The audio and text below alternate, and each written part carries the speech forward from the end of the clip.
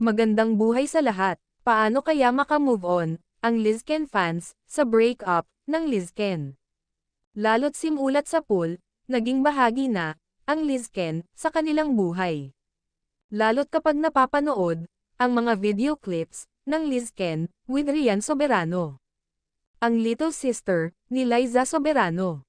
Alam kasi natin gaano kamahal ni Enrique Hill si Rian. At ganun din si Rian. Sobra napamahal na siya kay Kuya niya Ken.